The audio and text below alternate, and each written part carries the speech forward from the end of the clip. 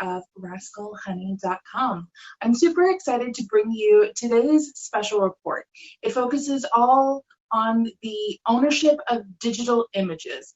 This has been a trending topic this week, spurred by Emily Ratajkowski's essay in The Cut. And if you're not familiar with Emily Ratajkowski, first of all, you've probably been living under a rock. She's appeared in Sports Illustrated. She was best known for appearing in the Blurred Lines music video by Robin Thicke.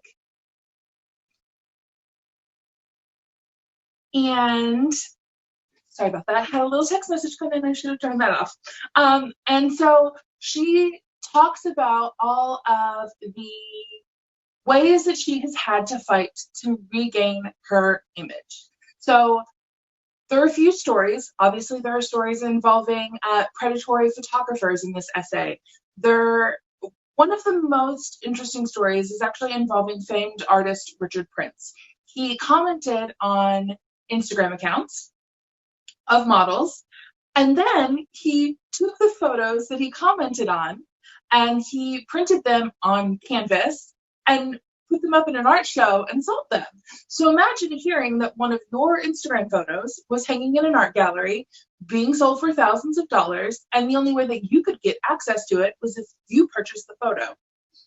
I imagine that it made Emily very uncomfortable. It certainly would make me very uncomfortable, especially considering that she was, I believe she might have been nude in that photo, so it would give me pause, certainly, before I was comfortable with that. But this highlights a frequent battle that comes between photographers, social media platforms, and the subjects of photos. You don't have to be a model. You don't have to be even famous for these issues to affect you. So taking a closer look at this battle, another model, Gigi Hadid, you might be familiar with her. She currently has 58 million followers on Instagram. She is actually the most frequent defendant in these types of lawsuits because she posts paparazzi photos of herself on her Instagram account. And you might think, well, she's in the photo. What's wrong with that? Current copyright law actually requires, it leaves all of the rights of the photo with the photographer unless there's a contractual agreement between the photographer and the subject. And this interesting section of the law actually also applies to protesters, celebrities, and anyone appearing at a public event. But if you are in a public space and in plain view, anyone can take photo or video of you. So Gigi Hadid leaving her house, Emily Ratajkowski carrying a vase of flowers, these are completely permissible subjects of photos that require no prior approval. However, the battle gets a little more murky when you look at these people are public figures and they are trying to retain control of their image. Now, the lawsuit against Gigi Hadid and this specific photographer was thrown out, but it is calling into question copyright law, and her lawyers did argue that she contributed to the photo by getting dressed, by posing, or as they put, smiling for the photo, and by cropping the image when she posted it to her Instagram account. I think that many people in the fashion industry who are very concerned with control of their image or the final product may believe that these are valid contributions to a photo. You and I may have a different opinion, so I would love to hear what you guys think. If you think that cropping a photo or putting on an outfit and leaving your house is actually contributing to the photo. Meanwhile, there are 44 models who have filed a lawsuit against Moda Operandi, a retailer, and Condé Nast, publisher of Vogue. And these models are alleging that their image is being used to sell items on Moda Operandi's website in campaigns for, brands like Chanel and Nike and Revlon. And these photos are being taken and repurposed on Moda Operandi's website alongside the images that they may be wearing in these campaigns, for example.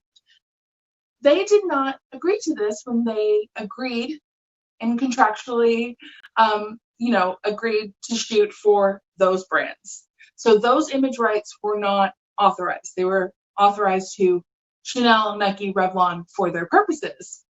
But They didn't say, hey, Moda Operandi, you can use me to sell a $5,000 coat, for example. So the legal representation for the models says that the prior authorization for their likeness was required. And I personally think that that is 100% correct, given that editorial purposes, aka when someone is not making money, versus commercial purposes are completely different. And if you're selling a product and you're using me to sell your product, that is certainly something that I would take issue with. You know, as an influencer, as someone who has modeled before, I I would not appreciate if my image was repurposed beyond its original intention.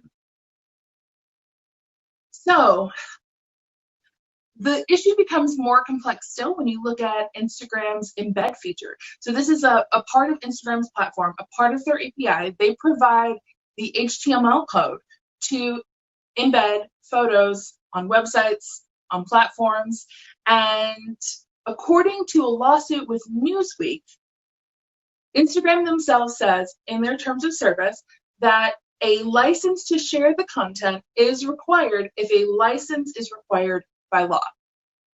It's pretty confusing, especially if you're not a lawyer. Essentially what they're saying though is that if you are a third party, say me, as a website owner, I would like to embed a photo of one of my friends who I am writing an article maybe about the brand they're wearing. I would think that taking that embed code, putting it on the website with the original caption, where their username and a button to follow them is easily displayed, would be an appropriate use of their photo. But according to Instagram and their terms of service, it is not. So the law continues to side with photographers on the rights of the image holder. So they take the photo, they own all the rights. The only way the rights transfer is between a contractual agreement. But I would like to see a world where the subject of the photo does retain some rights, given that so many times these photos end up on major TV networks and billboards even. There are lawsuits where, you know, someone's photo has ended up on a billboard and they certainly did not agree to that. Or maybe their tweet ends up on a billboard. You know, all of these different usage rights that we agree to when we sign up for social media accounts can truly be some of the scariest things, and we don't even read the fine print. So I would hope that these lawsuits continue to push and challenge the thinking around copyright law. And I would love to hear from some of you guys if you think that these models have a leg to stand on, if you think that the law supports them, if you would want to retain the copyright on your website. I can't imagine that anyone wouldn't want to retain the copyright over their image, but I would love to hear from you guys. This story is now live on rascalhoney.com.